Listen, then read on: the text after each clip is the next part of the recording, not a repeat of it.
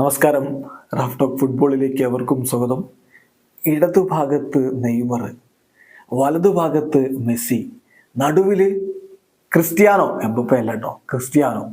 നേരത്തെ അങ്ങനെ കുറേ കാര്യങ്ങൾ പറഞ്ഞിട്ടുണ്ടാവും പലരും, അതുകൊണ്ടാണ് അത് തന്നെ എടുത്തത്.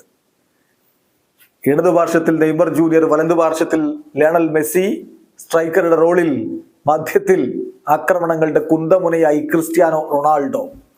അങ്ങനെ കളിക്കാൻ ഇറങ്ങിയാലോ? ഇതുവരെ നമ്മളത് കണ്ടിട്ടില്ല. മെസ്സിയും നെയ്മറും ഇരുപാർശ്വങ്ങളിൽ കളിക്കുന്നതിന് മുമ്പും കണ്ടിട്ടുണ്ട്.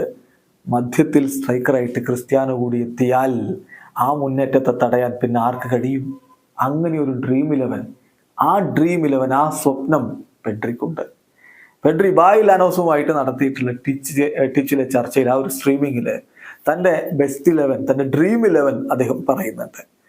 അതിലെ മുന്നേറ്റ നിരയാണ് നമ്മൾ ഈ പറഞ്ഞത്.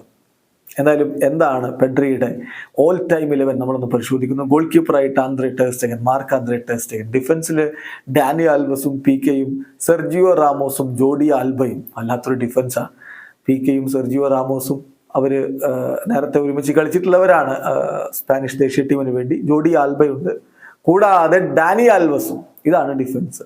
മധ്യനിരയിൽ ചാവിയും ബുസ്കറ്റ്സും ഇനിയേസ്റ്റയും. മുന്നേറ്റത്തിൽ ക്രിസ്ത്യാനോ റൊണാൾഡോ, ലിയോ മെസ്സി, ഒപ്പം നെയ്മർ ജൂനിയർ. ഇതിൽ ശ്രദ്ധിക്കേണ്ട ഏറ്റവും പ്രധാനപ്പെട്ട കാര്യം ter Stegen, Dani Alves, Pique, Jordi Alba, Xavi, Busquets, Iniesta, Messi.